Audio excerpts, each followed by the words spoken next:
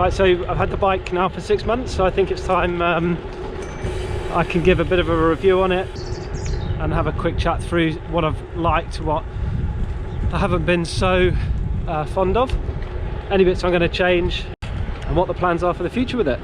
Before I start, I've made a quick first impressions video that you can check out in my feed, and then although I haven't done a video on the bike since, I did cycle with Badger's Biking Bollocks out on a trip to a body in Wales, so check out that on YouTube.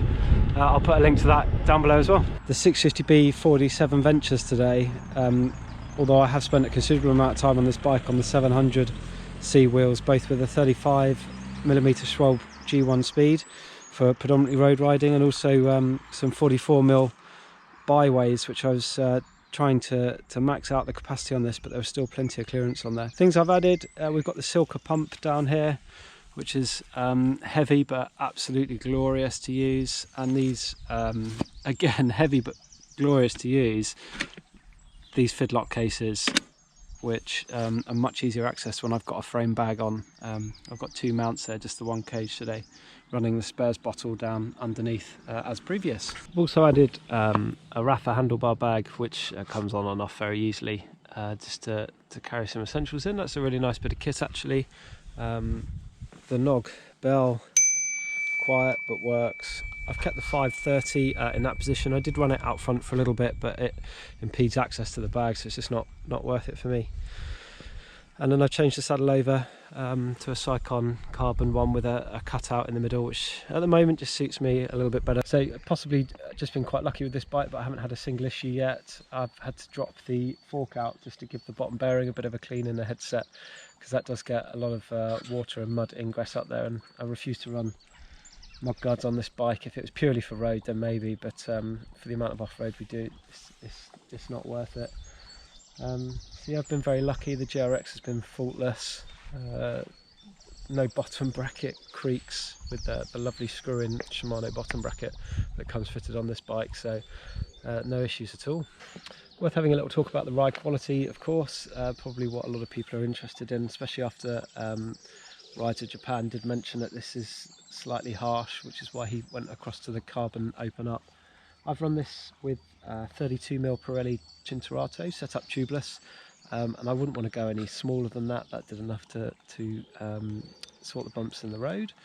I actually went for the 35mm Schwalbe G1 speeds in the end, but if I'm honest, they're quite heavy. They do roll beautifully fast, and they're a very comfortable tyre, but they come in about 450 grams.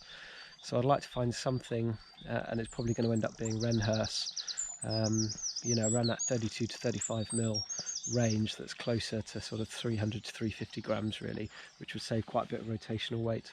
Said and done though, this bike is night and day comfortable over something like my Cannondale CAD 12, which although is a reasonably comfortable bike in its own right, the difference between sort of 35mm tyres and 25mm tyres is vast.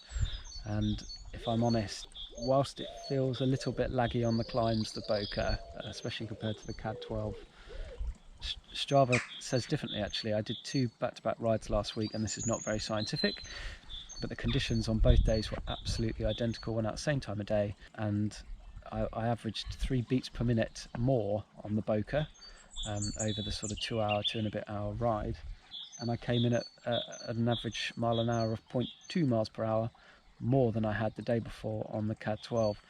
So I think it's very similar to how 30 miles an hour in a go-kart feels very different to 30 miles an hour in a Range Rover. It's both 30 miles an hour.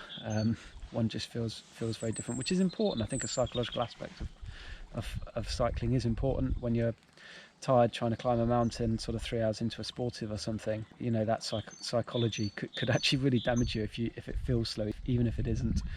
One thing I do find when it's in road mode is the gearing. When you're cycling by yourself, absolutely no problem at all, the one by, but when you're cycling in a group, you do tend to spin out a bit at the top speed, sort of cruising along in a group downwind the other day at 30 miles an hour, and I was working quite hard on the cadence to stay on the back. The bike and the legs were capable, the gearing not quite. And likewise, when I had it in full bike packing mode and we went out to the bobby in Wales, the 42 front, 42 rear wasn't quite as much as I would like really for some of the steeper climbs. So I am thinking about going 2x on this bike, and if I did that I would go Di2 because I've been so impressed with the GRX. I think that would be a nice upgrade. So do check out that video I mentioned earlier on Badger's Biking Bollocks channel, where I utilised this bike in its current setup as a bikepacking bike on a long body trip. There were some pretty tough gravel sections on that actually, but this bike absolutely lapped it up with these tyres.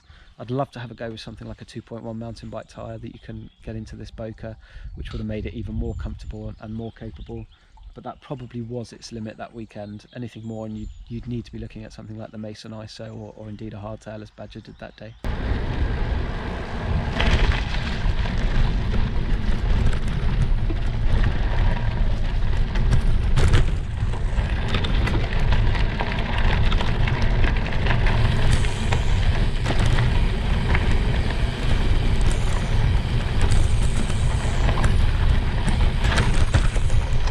I suppose a key question has to be, would I buy this bike again? And yeah, I can hand on my heart say I definitely would.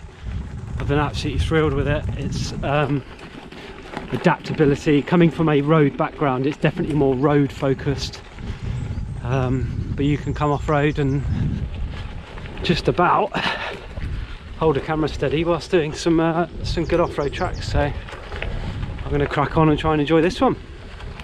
Any questions, please do leave them in the comments.